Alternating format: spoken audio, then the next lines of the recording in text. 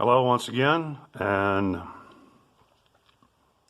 this is in a way kind of a continuation of Caldwell, Texas corruption, but the news is even better than that. I've been waiting on this for decades. I'm surprised you live this long. This is the first installment of the obituary of Charles Andrew Kruger, known to you as Charlie Kruger of Caldwell, Texas, the famous football player, 49ers. At least the Santa Clara papers got it right. And please, I didn't even know any of this stuff until just a little while ago when some Yankees got a hold of me. At least the Santa Clara newspaper, which is only published today. This is Saturday, February, whatever. At least they pointed out that, yeah, he was under contract to the Niners for 16 years. He just broke his arm his freshman year, which I'm pretty sure that's when he first used human growth hormone. So, another happy day for me.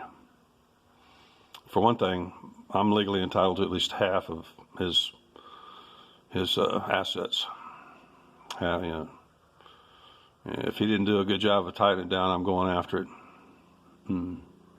Especially considering, some of you people out there, especially Caldwellians and stuff like that, and you Burlesonians and stuff, you don't know the history and stuff. He and Dr. Lloyd Nolan, the 49er doctor, who was also our family doctor, my doctor, covered up the fact that I had a spinal fracture my freshman year in high school in Belmont, California, Carlmont, and they covered it up.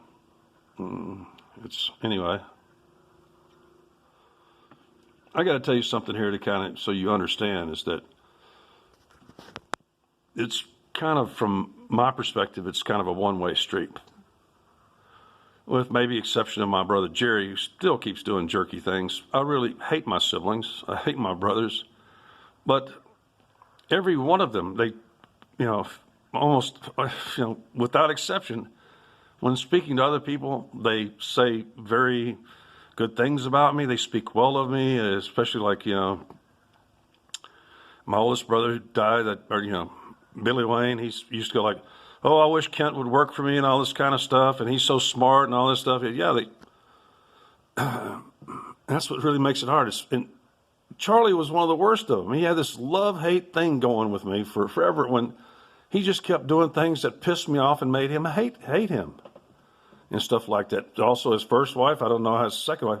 Let me tell you one of the things before I get to the jacket story, is that I grew up in a house that was completely free of any kind of racial, political, or religious indoctrination. None. Zero. Zilch. Nada. We were given free will by my parents. And my parents were saintly people. My parents never used vulgarities and stuff like that, but especially my mother, is very tolerant of those of us who do it. And I'm a very vulgar person and stuff like it's. But my brothers were always so queer for me. They really were. They were, I was a precocious child. They saw my rapid development and stuff like that. They're always trying to come steal me away. I started working for my brother Jerry when I was 7 years old and stuff. I was his first employee of the BCS Business Digest and Court Review. First and only employee until about age 11, when I started, getting sucked off to. Well, actually, I was gone for one summer to California, live with Charlie and Beverly, his first wife, and this is where you got to pay up, Charlie. I'm your only biological blood heir, which you were my, guardian, and did a bad job of it. For I don't think you even had me listed on your insurance, either on the spinal injury, spinal fracture, or when I had appendicitis that spring. You just kept taking hits to the wallet because you didn't have me listed on your fireman's fund insurance and stuff. It's so my brothers have always been like that. They want to be around me and stuff like that. They want to have that familial tie, but they in general just treated me really bad. When I was a kid and stuff like that. I will continue to say Jerry, it was the only one that supported my interest in science, kept bringing me stuff. He loved going to garage sales, government surplus sales, stuff like that. Was constantly bringing me cool junk, chemistry sets and stuff like that. But Charlie wouldn't have none of that in his house. Every time I went to live with Charlie or whatever like that, that was the end of my, because there's no way he was allowing, all of those dangerous chemicals and explosives and stuff in his house. But I got to tell you, one of the aspects of these people that just, always kind of annoyed me and irritated me and puzzled me it took me a long time to see that since we are literally an entire generation apart, there's a 21-year spread between the oldest, Billy Wayne, and me, the youngest, 21 years. And these obituaries didn't get Charlie's age right. I'm pretty sure Charlie Kruger, turned 85 January 25th.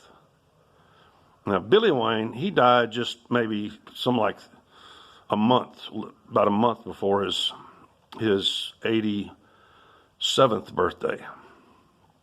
So, his age is corrected 86, although he's technically almost 87. But I'm going to try to hold this to 15 minutes and split it up into several segments. But I got to tell you, one of the things that these idiots constantly did, despite, they're, being, like even Jerry, who was always, kind of generous to me in some ways.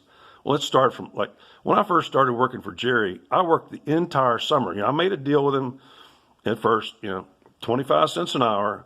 And of course, all the water burgers and onion rings and shakes I could eat and drink, and all the soda pop, because we had a 6-cent soda machine out in the hallway. This was a professional building, later totally taken over by attorneys and stuff like that.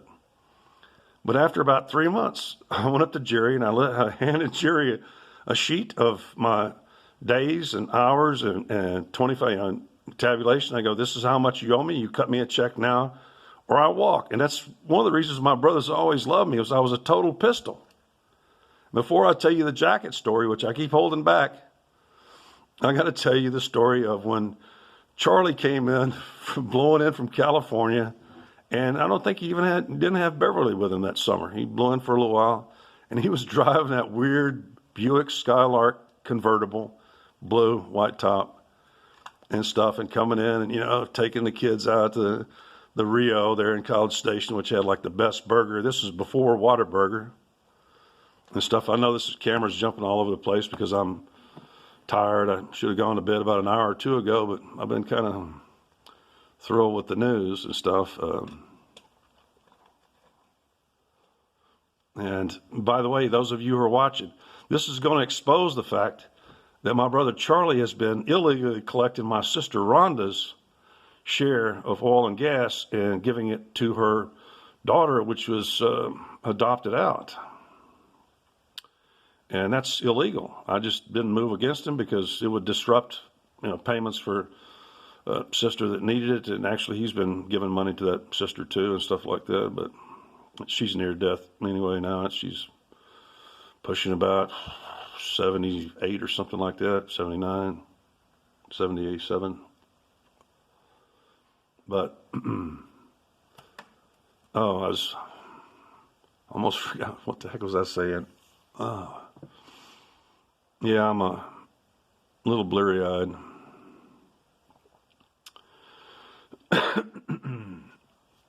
I told a story about how I had to demand my wages from Jerry. I'm sorry, holding this thing right-handed, I have considerable damage to my right nerves in my right arm. But let me tell you about something that all my brothers did in succession. It actually started first with Jerry. Jerry shows up out of nowhere. He's only at the house for a little while, and he comes in. He must have heard from my mother. See, sometimes my mother would talk to family members and stuff like that, and they would get the impression that anyway. that she wanted gifts from them to me. I know that happened later, especially with a sister of mine that's still alive. And it's not the case. I had nothing, I had nothing to do with it, and Mama wasn't telling me much anyway. So Jerry shows up, and I already had it. We had a trip to the San Antonio Hemisphere schedule and stuff like that, and Jerry shows up, and the funny thing is these things happened just as I was beginning to exactly match or exceed their size and height and jacket size. So in like 7th grade or something like that, Jerry shows up with a brand new blazer, dry clean and stuff like that. It comes into my room and hangs it up on my coat rack, jacket rack and stuff like that. And at the time, please, as a young kid and even now as an adult, I blow through clothes. I'm real hard on clothes.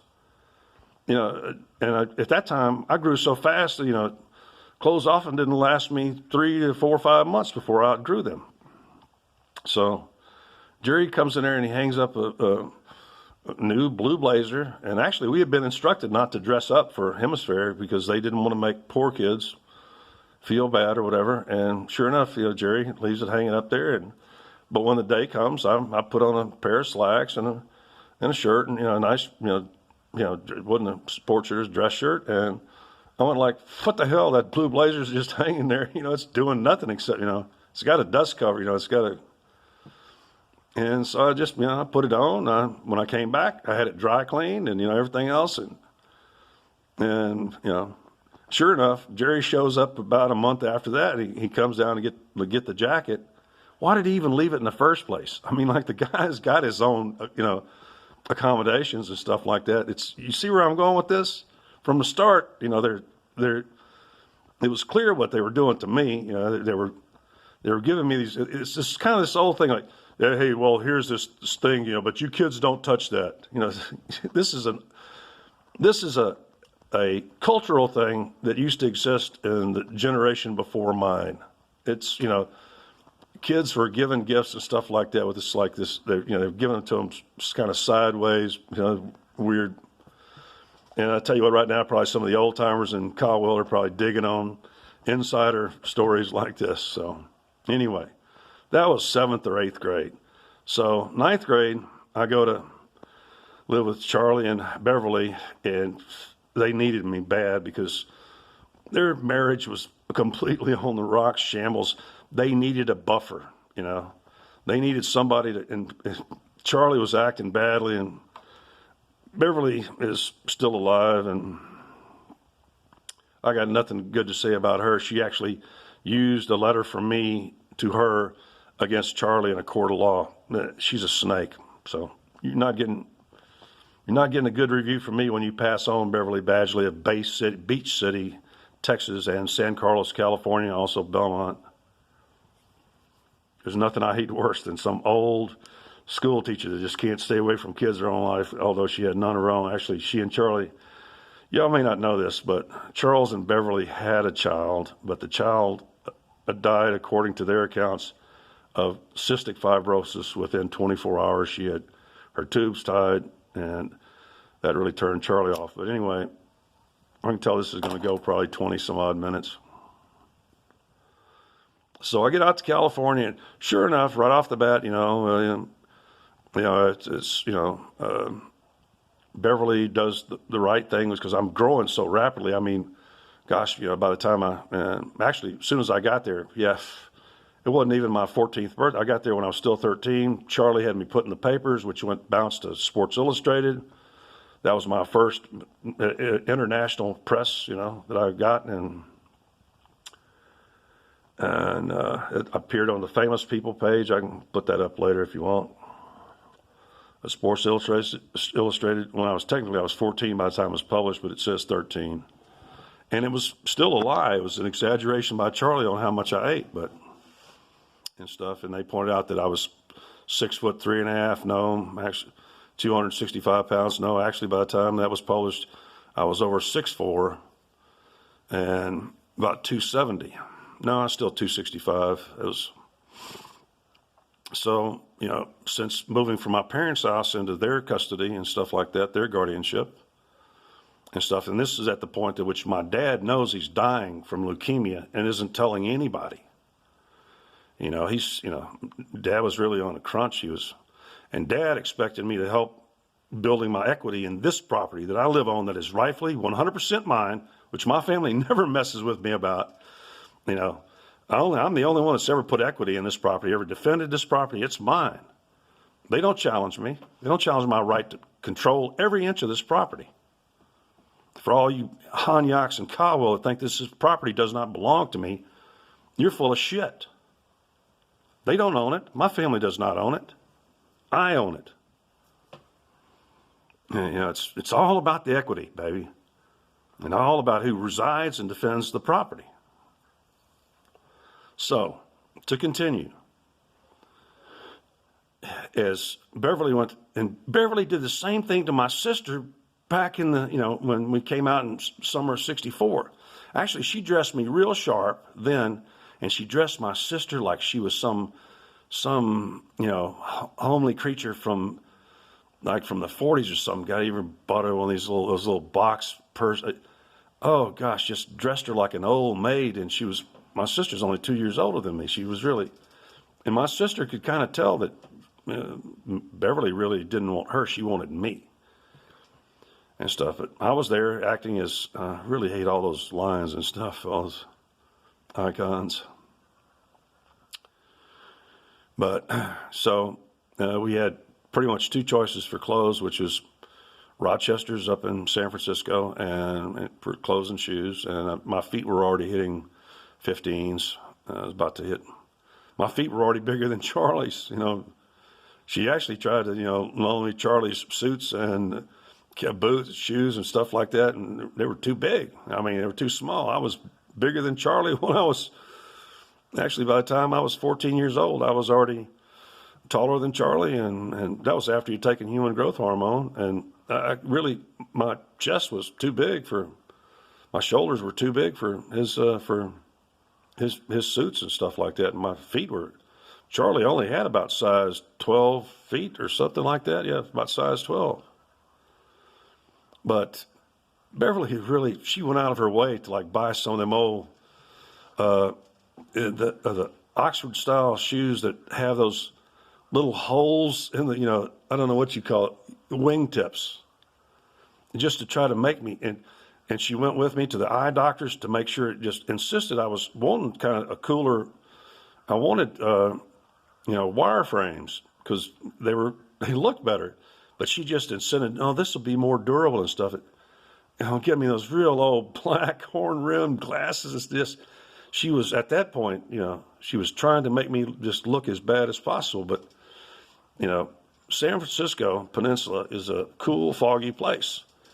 And she didn't make any, this is between the two of them. They're technically well into the top 10%. They used to argue about that, but actually the Niners really never paid Charlie much. To the best of my knowledge, he never got paid more than $80,000 a year. But with her teacher's salary, which, California is pretty generous and stuff, that still put us in the top 10% and stuff. But she didn't, and there was something going on there. It was the jacket thing again. And actually I should have backed up. Wait a second. I did have a jacket, but I'll have to back up after this. But so Charlie, no, I didn't get I got to think for a second. No, I didn't get the Ross jacket till that, so I'm doing it in proper time sequence. So she didn't buy me any kind of jacket or anything like that. It's, it gets pretty chilly, although I'm a genetic cryophile. I'm really not that sensitive was very hot-blooded. So the first day I got really good and cold and stuff like that. All of a sudden, Charlie shows up with hey, might want to wear this to keep warm. He gave me his military fatigues with Kruger on it, his fatigue jacket, which I then wore my freshman year. And what they were doing, when you look back on it, I'll finish telling the stories.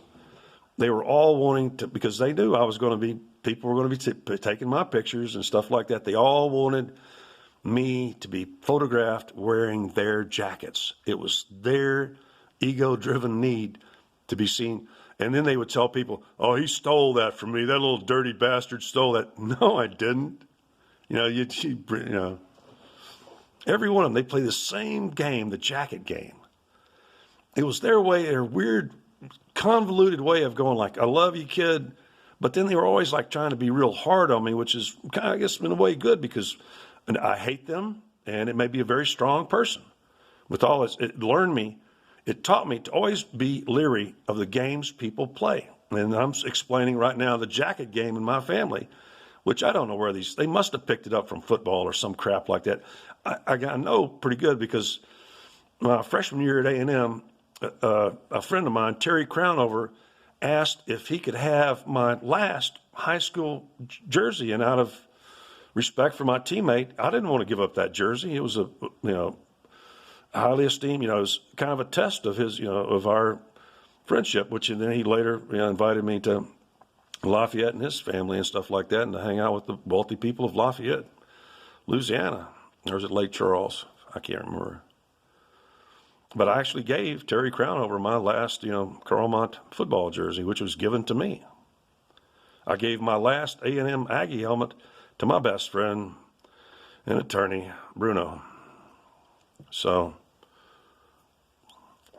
Charlie knew what he was doing. He was, that was the last thing that he had that was big enough to fit me. And he wanted me to be photographed in it, repeatedly, which I was. I was photographed wearing that jacket 1,000 times. It's, even the high school principal came out one time. He had heard that me and Bigelow, the biggest and the smallest guys in the school, actually there was one guy taller than me, but Bigelow was a little Jewish bully. You can't get on me here. I'm Jewish. By the way, like I was saying before, I grew up in a totally non-indoctrinated family and stuff like that. And the first racist thing I ever heard was my brother Charlie bitching about the fact that during the off season, he always had to work for Jews and Jews this and Jews that. It really crushed him when the genealogy came out proving that we were Jewish. But he married a Jewish woman. Kristen Adler is Jewish. The Adlers are Jewish. They're not cultural Jews. They're not religious Jews. But the Adlers are Jewish in a biological sense. So I doubt Kristen will be watching this. I don't think either one of them are real into kind of social media, YouTuber-y kind of stuff. And anyway, so next comes, so I go home. I went home for a year because my brother's marriage was I'd had all the stress I could handle from Charlie. Charlie was this is the kind of shit Charlie would do. This is going to go 30 minutes. Charlie was so lazy that instead of taking the dogs out to walk even in the backyard, he would just let them go, shit and piss in the garage, which, after a week or two, man, you got crystallized urine, you got turds all, because he fed those dogs better than he fed me. He would play this game. Charlie, I used to frequently, per day, per diem basis and stuff like that, he'd spend $600 on good food for himself, them dogs, $100 worth of fishing lures that he'd throw in some drawer and never use again because he forgot where the hell he put them. But he tried to hold me to, $2 a day actually $2 a week for lunch at, because, and I just don't get it because they wouldn't even supply me with brown paper bags for me to make my own lunch in the morning to take to, they fed me okay, but there was always this thing about, that kind of fell under his territory. Actually, after summer was over, Beverly was terrible at breakfast, and I didn't really eat breakfast after because I started going glaucomic when I was 8. We did okay at dinner, but this is one of the things I want to get to. I'll come back to the jacket thing. I won't forget. But, Beverly would tell him, you get out there and clean up that garage, because there'd be like hundreds of dog turds all over the place and just crusted up, crystallized, and uric acid crystals and stuff like that. We'd get out there with a couple of push brooms and, a hose and stuff like that. And this was at 14 Phyllis Court, Belmont, California. Look it up on Notre Dame Heights. That was like the first gated exclusive community in Belmont. Those houses are now selling for anywhere from $5 to $10 million. Location. So we get started, and I'll tell you more about how he behaves like this and stuff like that. And after a couple minutes, he'd go like, "Yeah, hey, I got to go get some cigarettes. Keep on working." And then I just keep on working. And after a little while, he'd call, and you could hear a bar in the background, and you could hear the clinking glass. And he goes, "Hey, look, man, just finish cleaning the garage, and I'll settle up with you later," which he never would. Never. Tight ass, no money, and that's actually when we knew he'd be gone for at least 2 or 3 days, getting drunk and chasing strange. I bet you the people in Caldwell, the people that love Charlie, unlike me, they're loving these old tales coming from his brother and shit. And just don't remind y'all. Actually, let me finish that up. Then about 3 days later, he'd come walking in the front door, unwrapping a pack of Marlboros like nothing had ever happened. But in the meantime, me and Beverly would step out. That's when she would get me to squeeze into his, I'd have to wear a pretty thin shirt and stuff like that. He'd squeeze into his biggest suit. Well, it's kind of his fat boy suit or something like that. And we'd go out and hit the best restaurants in San Francisco. And she would have me sign his name. We were both left-handed. She'd have me sign his name on the credit card, receipt and stuff. It was hilarious. She taught me a lot about restaurants. Like she'd go like, "You tired of waiting on your food? Watch this." And she'd pull out a cigarette, fire it up, and she wouldn't get more than 2 or 3 puffs before that food was on the table. She knew the secret of restaurants is just all you got to do is act bored. And boom, they'd step on it. So, it doesn't matter that he never paid me for that kind of work and stuff like that. We got him back at the restaurants, hundreds of bucks. It was, So now the next is, I said I spent the next year at home. That's when after my brother and them had beat Alabama in the Cotton Bowl. I think that was 68, stuff like that. And he dropped by, and he's playing for the St. Louis Cardinals. And he comes in and shoves a color TV in my bedroom. My family was still black and white. And leaves his leather sleeve woolen Texas Aggie, 2 stripes on it means 2-year Letterman and stuff like that. Leaves it hanging in my closet, and also left a gold and garnet ring with the inlaid ATM on it, that's when I first realized I don't like wearing rings. I tried wearing it a few days and stuff like that. I left that at home, but when I went back to California to stay with my coach and his wife, the Lewises, I did take that jacket and stuff like that, and I wore that jacket to death, man. It was, and that was kind of the jacket game. I don't know where it comes from. It comes from the military or from football or something, from a generation before me. But my brothers always going like, "Oh, that little bastard." They loved me, but they were constantly did hateful things towards me, and my whole life, and they still do it and stuff like that to this day. So if you think I mourn the passing of Charles Andrew Kruger, you got another thing coming, buddy.